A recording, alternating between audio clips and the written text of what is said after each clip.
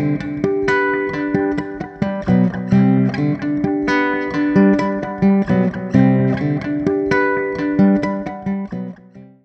and welcome to today's webinar. I'm Matt Reynolds, editor of Packaging World Magazine, and I'm here with Paul Jenkins, managing director of the PackHub. We have a few questions that are basically questions that Paul and I get every time we do one of these types of presentations. And the first one is, it's the G word, and that's greenwashing. So the question asks, do you think greenwashing in the packaging industry is on the rise? And Paul, I'll open up to you first. It certainly feels that way. You've just got to go on LinkedIn and see lots of examples of challenges and counter challenges from various different packaging executions. With the increase in sustainable packaging, inevitably there will be an increase in the amount of potential greenwashing that is going on. And one of the challenges is that sustainability isn't an exact science. It's all about getting the right packaging for the right application. So, and it's about understanding, doing things properly in terms of life cycle analysis and really doing the research to justify the changes. And what I've been really encouraged with over the last 18 months or so, as I think I mentioned earlier, is the amount of supporting data we're now seeing with packaging changes. 3 or 4 years ago, people would do a new paper pack and say, paper packaging better than plastic, without really supporting, giving consumers a reason why it has changed. So certainly greenwashing seems to be on the increase, but I think that's partly because there's just so much going on now. And as I said, it's not an exact science, and you can claim and counterclaim on various different things. But it's certainly a challenge, and it's certainly something that needs to be kept a very close eye on. Yeah, and there's some level of accountability. There are a couple of governing bodies out there that just spring to mind. I don't know if governing bodies is the wrong word, but I would say watchdog groups like As You Sow is one of them that is currently ranking bigger brands for what they're how well they're living up to their 2025 goals. So it's a matter of accountability, and it sounds like you're right, Paul. As long as there's a rationale and there's a reason for moving, let's say, from plastic to aluminum or plastic to paperboard, and it's not done in the somewhat cynical point of view of because we'll sell more units this way, but rather there is a real sustainability or eco-minded underpinning to that action, then some of it is just, intentionality. The intention is good, and the result can be demonstrated to be good based on at least one line of thinking.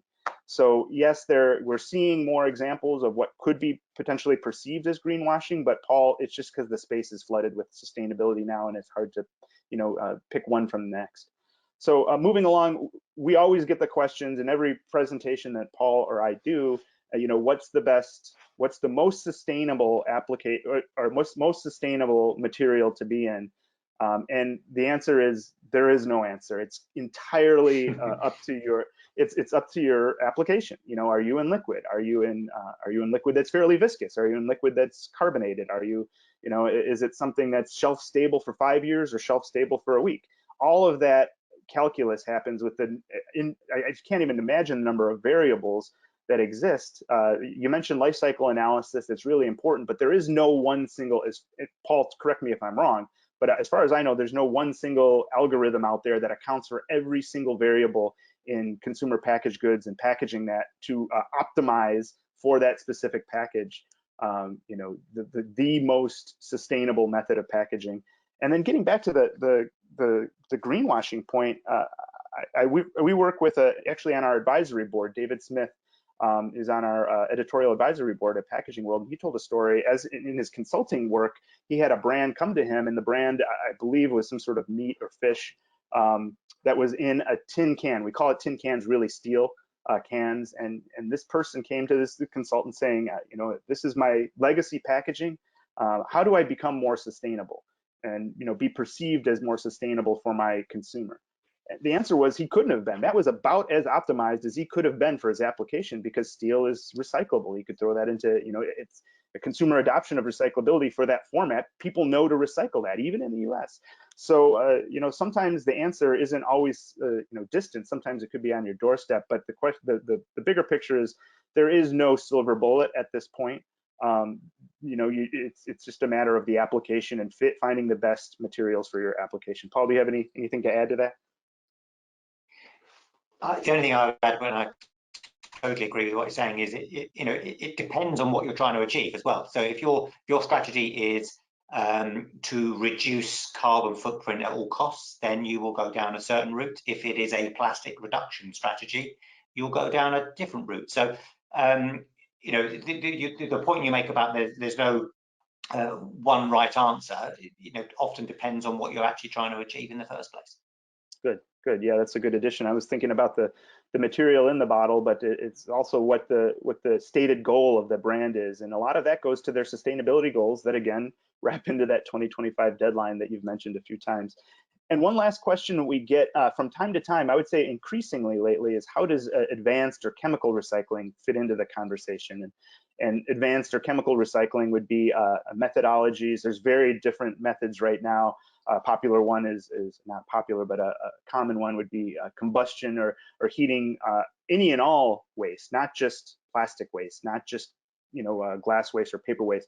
Heating any and all of these waste into their smallest material. I guess it would be the molecular level, down to the smallest molecular level. For plastic, and it would be a polymer to the smallest polymer, to then be able to rebuild that material to whatever you want it to be. And it does seem like it has the trappings of a silver bullet in the future. It could be an answer. There's, like I said, it's not just a combustion model. There's cold versions of this, high pressure versions of advanced or chemical recycling that really could take any and all waste and create a situation where you're molecularly rebuilding that into whatever you want it to be. PET, PE, PP, all coming from the same stream. Problem is, we don't have the infrastructure for that now. We don't have the volume capability to do that. So there's going to be a long-term thing. It's going to be a governmental, and it's going to be something that all of the United States, all of the world is going to have to be on board.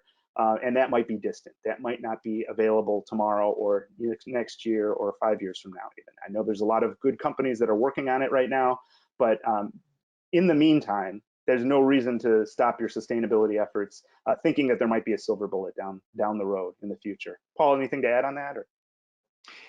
No, again, an excellent answer to the question. I just think, you know, chemical recycling, we are tracking it as part of our innovation zone packaging platform. So there are examples that we're seeing, but you know, this webinar is called Sustainable Packaging Today. So that's about really utilizing the infrastructure and the systems that we've currently got in place to move forward now, today. So the chemical recycling will require a step change in processes, which may or may not come down the line. So you can't rely on that potential silver bullet, as you said. At some point, it may not happen. So in terms of recycling, the opportunities are already out there and ready to be exploited. Good.